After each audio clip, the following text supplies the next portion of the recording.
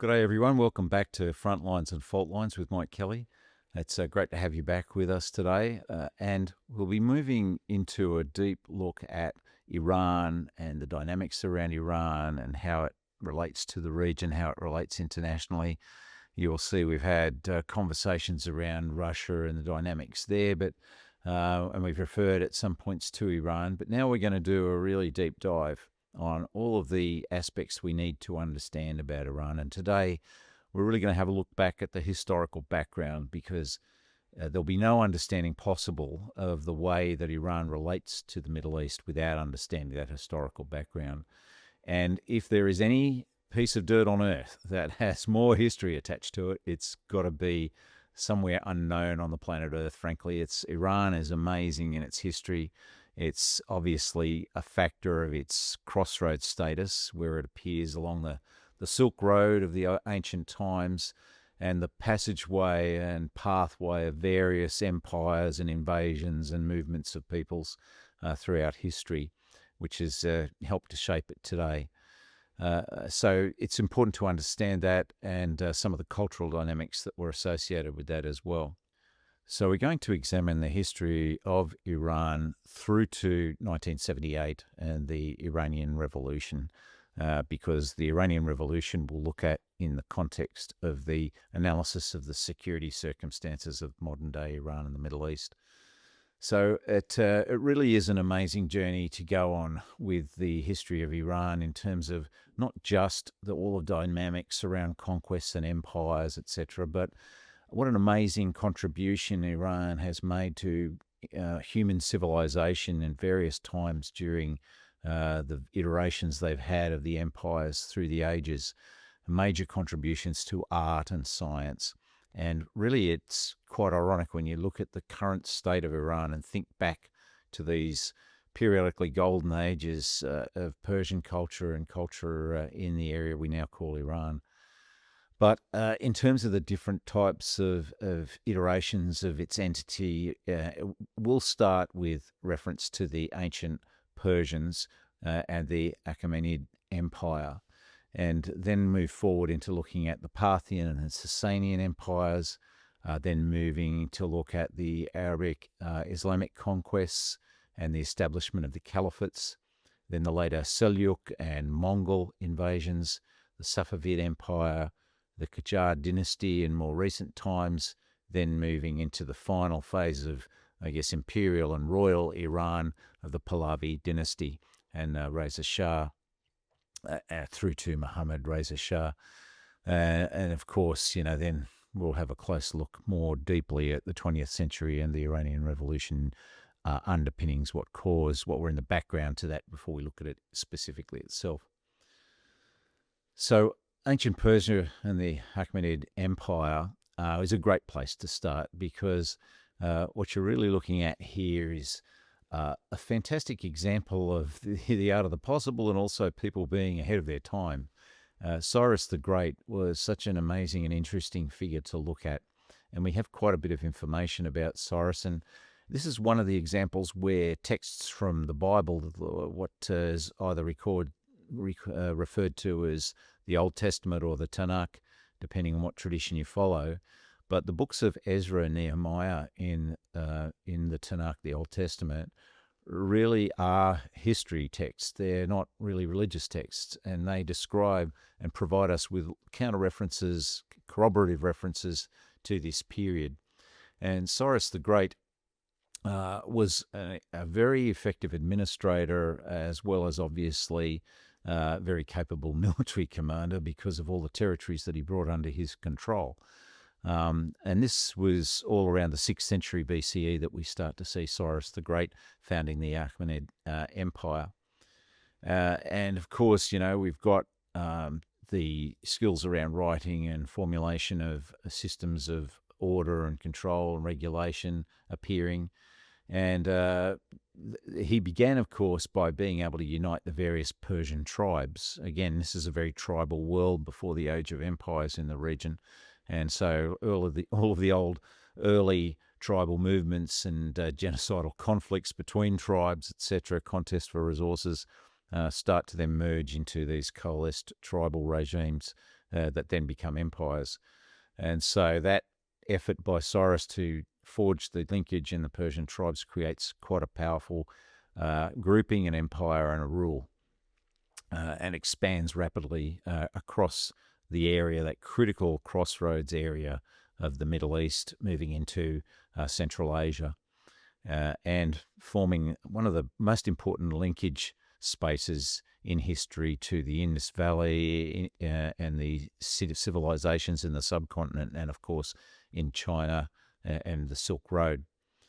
So that link also between Europe and the Middle East as well, in its proximity to the Caucasus and to Turkey, etc., and to southern Russia, or what became the Russian Empire.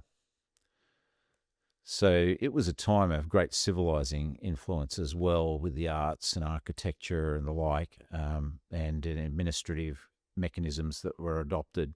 So you can see where the Persians originated there along what is called the Persian Gulf by some, and different terminology by others. But for the purposes of this chat, we'll call it Persian Gulf. So that area just around the Persian Gulf there was where Cyrus and the Persian tribes originated, and then rapidly grew out and accumulated all of these territories conquered during that period between 559 to 530 BCE. And in particular, one of the great leaps forward for them in their ability to build that empire and create streams of revenue was when they were able to overrun the former Babylonian Empire and take Babylon itself. That was a really critical step forward. But at the same time, they acquired all of the territories of the Babylonian Empire, which included the territories that had formerly been the Kingdom of Israel and the city of Jerusalem, which in the Babylonian conquests had resulted in the destruction of the first temple and the creation of the exile communities in the Babylonian territories and Babylon itself. They'd been there for quite some time when Cyrus the Great conquered that area. So originally, of course, the Persis area and the people living there were nomadic, and they migrated from the area of Persis to the province of Fars in the 9th century BCE. And the province of Fars is where you get the name Farsi from in relation to the Persian language. So it's effectively now still evident in many areas, not just Iran, but also in Afghanistan and Tajikistan and Azerbaijan and Dagestan and Uzbekistan. They will speak a version of Persian or Farsi. So it shows you the widespread influence of the Persian Empire as it began under Cyrus the Great. So Cyrus was the son of a Persian king and a Mede princess. So he conquered the Median Empire and the Lydian Empire first, and then moved into the Babylonian Empire during his reign. He certainly had an incredibly enlightened approach to his administration of the empire, probably well before his time, and not emulated really in the experiences of any other empire, either before or, if in fact, since in many ways, in that he allowed people who came within the spheres of his empire to retain local governance structures. And so he also embraced the various cultures and ethnic diversities of those regions and fostered cultural exchange amongst the peoples of his empire, and guaranteed religious freedom. It was enshrined in his reign. And, you really saw a valuing also of education and thought and philosophy and studies. So you see a real leap forward in the scholarly quality of government during Cyrus's reign. And it comes with this accompanying flourishing of Persian civilization, culture, and the arts, and an empire that ends up stretching from the Mediterranean all the way to the Indus Valley. Now, the system that he implemented of an organized structure, an administrative structure, was very sophisticated. And it was really critical in developing infrastructure such as roads and postal systems and standardized use of languages in the communications structure of that empire, which facilitated both administration, but the growth and the economic growth and the ability to secure that empire. And, this efficient governments led to stability and prosperity as well.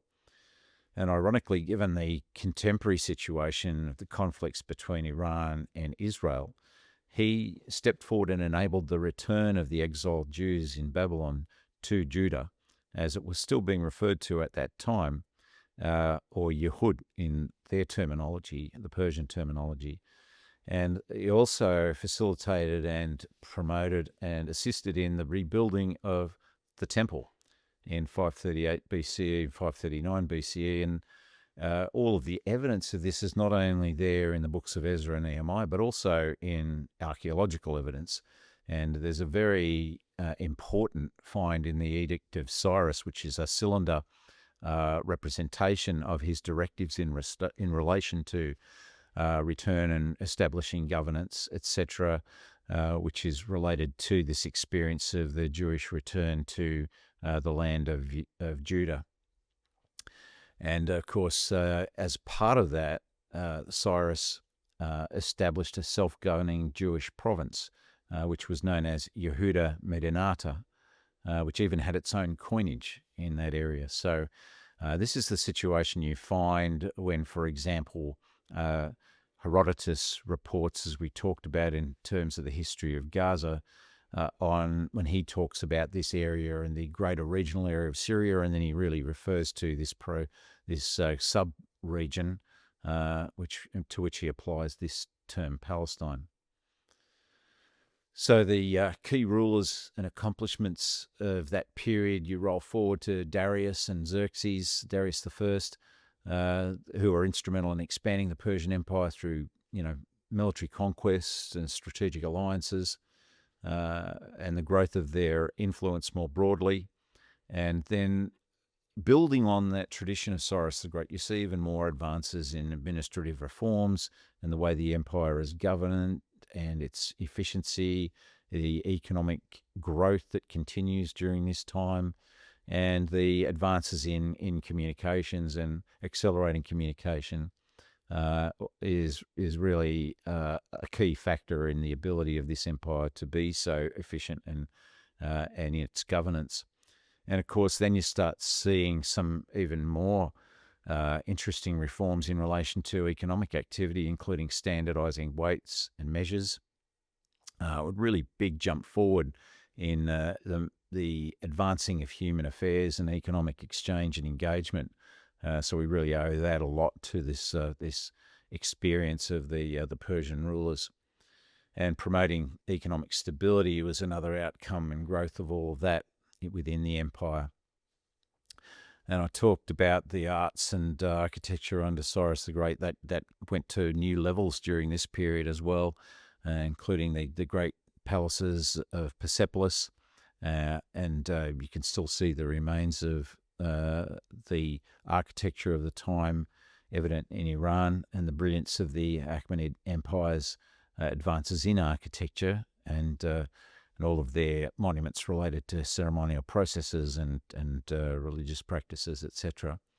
And there are a lot of reliefs and evidence that depict scenes of cultural significance that show you the rich artistic flourishing that happened during these times, and then the cultural richness of the Achaemenids.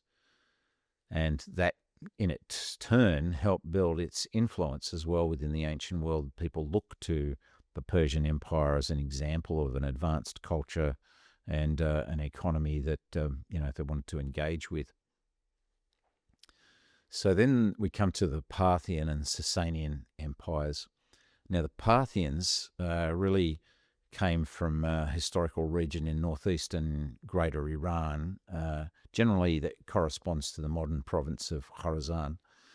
They believed to have originated again as a nomadic Scythian tribe known as the Pani, and they were particularly skilled horsemen, and archery was the main feature of their fighting style and military capacity. The mobility, maneuverability, and precision targeting and standoff capability that all this created made them formidable in military confrontation in these sort of primitive formations and styles of fighting at the time. But the Parthians, really took this engagement with the evolution of the Silk Road and making that a very significant feature in economic trade through the Middle East and Asia. They were a key component through this time, the Parthians, of building out the story of the Silk Road and its economic impact and the exchange of both culture and goods across the span of the Asian and European landmasses.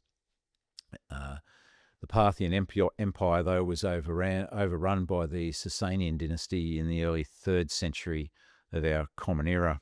So now we're talking about these times moving into the late medieval periods, beginning through the periods of the transition from the ancient world to the medieval period. And this rise of the Parthian Empire, though, had been characterized by its feudal system, which played a crucial role in governance and military structure. But its resistance against Rome was really well documented in the Roman histories and the histories of the time. So we know a great deal about the Parthians from that period and about their confrontations with the Roman Empire.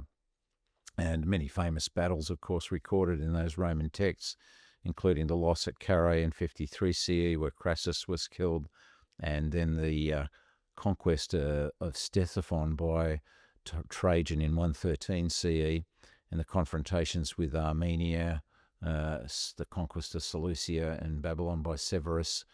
So the Romans had periods of success against the Parthians. It sort of ebbed and flowed, and they were always the constant boogeyman for the Roman Empire through this period, with various Roman emperors having ambitions to slay and subjugate the Parthians once and for all, and the Parthians also having ambitions to expand and eat into the Eastern Roman Empire. So the rise of the Parthian Empire marked a really great shift in the power dynamics of the ancient Near East in that respect. And we start to see such a very well-defined historical record from that period. So from that, moving into the Sasanian dynasty and its impact, we see a return really of the Persian identity during that time. So the Persian rebellion that was led by Ardashir I entered Ctesiphon in 226 CE, establishing Sassanid rule effectively across the empire. And they played a very critical role in re-establishing Persian identity and culture during this time, which had, obviously lapsed under the Parthian Empire. And this is also a time when you see some religious evolution going on, and this becomes really part of the conversation more increasingly as time passes and the ages roll on in Iran. With the initial promotion of Zoroastrian, you see really a kind of a state-based religion in that sense, and influencing very significantly the spiritual and cultural landscape of the region. Again, the Sasanian period, you see a return to advancements in science and arts as well during this period, and building on that heritage from the former Achaemenid Empire particularly. And so this is the Sasanian footprint over the region. You see it expanding further, and the influence and the economic dominance of the region associated with that. So those conflicts with the Romans continued in the Sasanian period, continuing on from the Parthian period. And then you're starting to see, though, this has evolved into the Eastern Roman Empire as the decline in the Western Roman Empire occurs, and the centre of the empire being Constantinople and the Byzantine times of the Eastern Roman Empire. And by this stage too, you're seeing now a Christian empire, that Rome and the Roman Empire has adopted Christianity and become a Christian empire. So in this period, you see some very fierce battles and strategic territorial struggles going on. And by 380 CE, the Christian wars break out in relation to claims of persecution of Zoroastrians by the Romans. So you see the Sasanians reacting to effectively a religious casus belli, which is, really starting to see this feature creep into the dynamics of empires and conflict, which would become such a feature of the rest of the history of the region, in fact, in many ways. So this is now one of the key excuses or dynamics that we see emerging. So a significant event too is in 614, the Sasanians captured Jerusalem. And in fact, interestingly, they captured Jerusalem in alliance with the Jews. So the Jews had no problems interrelating with the Zoroastrian culture of the Sasanian Empire. There was no particular hostility or conflict religiously or in other ways with those two, I guess, civilizations and heritages. But it wasn't very long before Jerusalem was retaken by the Romans in 629 CE after the Battle of Nineveh. And so there was a huge backlash that was experienced as a result of that reconquest, a lot of devastation caused. So the ongoing conflicts had significant impacts on the military tactics, politics, and economies of the Roman Empire, the Eastern Roman Empire, and the Sasanians, and drove the intensity of development of military approaches in terms of this intense contest between them. Then, of course, we see the introduction of a whole new dynamic in Iran and the Middle East in general, when we see the rise of Islam through the introduction of that religion through the Prophet Muhammad. And from 622 onwards, you see not only, a proselytizing of the Islamic faith, but then that becomes also the dynamic of unification of the Arab peoples of the peninsula, the Arab Peninsula, and the creation of then a military dynamic, an imperial and a military conquest dynamic around the unity of the religion of Islam. And in particular, in those early periods, you see the Umayyad and the Abbasid dynasties and caliphates that are created, and the gradual expansion of that Arab Islamic empire through across North Africa as well as the Middle East. Of course, it was also a period that carried with it some advances in philosophy and science and medicine, etc. And it was a bit of a continuation of some of the advances that we saw emerging from the Persian culture in general, being, I guess, built upon by the Umayyad and Abbasid dynasties in some ways. So this is a map that really tells the story of the military campaigns of Muhammad and his successors from that period, 622 to 750 CE, spreading all the way into Spain, and that territory in Spain being labelled as Andalusia by the caliphates and through the Arab conquests, which remained in place for quite some time before the return of Christian rule to the rest of Spain, when the Spanish Empire was able to throw out the caliphate at that time later on. But you can see that stretch, the length and breadth of the caliphates and the Arab conquest is quite remarkable, and the populating of those areas of North Africa became a really controlling and dominating feature of the history of North Africa from this point on as well. So at this point, you will also start seeing the generation of the great Sunni and Shia divide as well. And that begins in 632 CE with the death of Muhammad. And really the essence of this divide comes from dispute over how the succession of the leadership of Islam was to be determined. So that's centered on what became the Shia view, that there be a lineage of descendants of Muhammad, and that was to be initially under his named successor and son-in-law, Ali ibn Abi Talib, or the Sunni view that this should be caliphs of the Islamic community selected by a council. So really a kind of a semi-democratic process of selecting leadership as opposed to a hereditary regime. It is to how we would summarize that initial point of division. So in the area of Iran or Persia, Shia became the dominant sect, 90 to 95%, but the minority of the global Muslim community. So in the global Muslim community at that time, and as today, constituting only about 10 to 13%, but dominant in Iran and remains dominant today. And a lot of this also, then you start seeing the traditions and culture and religious aspects of Shia evolving separately from the Sunni religion, beginning with the Battle of Karbala in 680 CE, and the Hussein ibn Ali demise. He was a grandson of Muhammad who was killed in that battle. And so you start seeing some historical and cultural and religious processes that then evolve from these events and times. And then you have the Abbasid Caliph as where you have the situation where As-Saffar overthrows the Umayyads in 750 CE, and he was able actually to originally recruit Shia support, emphasizing his descent from Muhammad.